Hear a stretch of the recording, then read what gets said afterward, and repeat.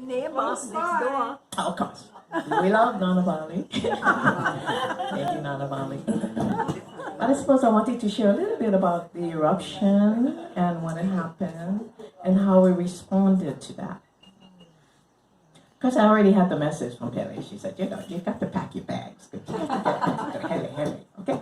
It's going to be very chaotic in Leilani due to that natural disaster. So I was already prepared. Once the siren, we walked across the street to investigate the cracks that was on Pomaikai across the street. And here was this woman, this car passed by. She's down the street, 2 streets down, she's coming up, it's cracking up. And we're like, okay. And we continued to walk across the street to Pomaikai on the other side. And there was this woman in the albizia tree, trimming branches. So Deborah said, excuse me, but I think you should turn around because there's something happening down there. All of a sudden, and then the siren went off. And I said, okay, we're going.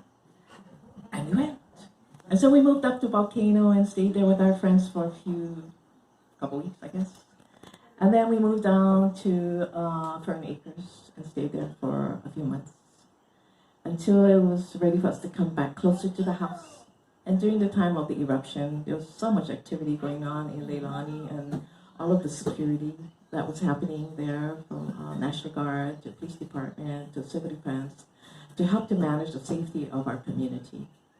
So we had a lot of people fleeing, leaving, abandoning.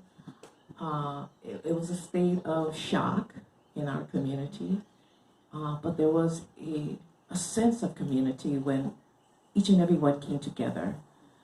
Even the world came together to support those who were affected by the eruption and the changes of our lives and of the land and our hearts. And so we see in the restoration of Leilani, the rebirthing into the newness of a new paradigm, of a new way of looking at our reality on this island.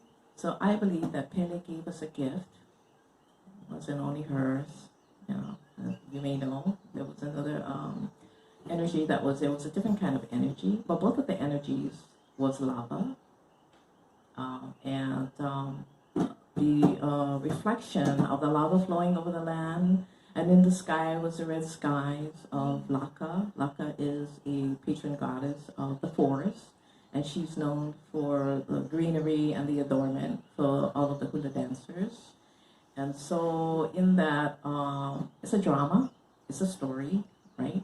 It brings a much more understanding. For me as a Native Hawaiian, I can understand the stories that they tell and watch the story throughout the eruption and after the eruption, and even for ourselves, to be living in that area, which affected so many of our community members. And so I'm proud to say that I was elected as a board member, and it's been quite an experience for me at this time because of how we will be as a new community, and what kinds of guidelines for our community.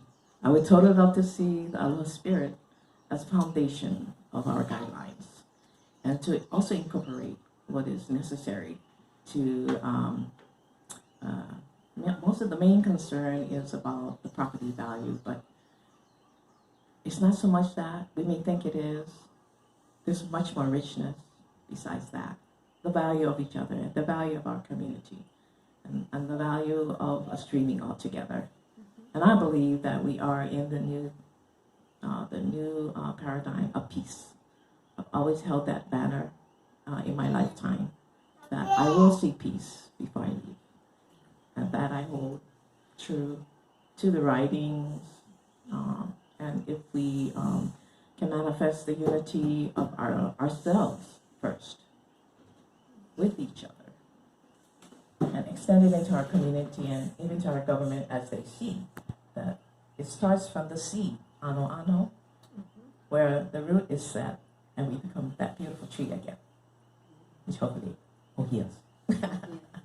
So thank you all. I just wanted to share my heart about that so that you may know the hearts of those that were under the red skies and able to experience the community evolving and becoming itself again in a new way. So very grateful.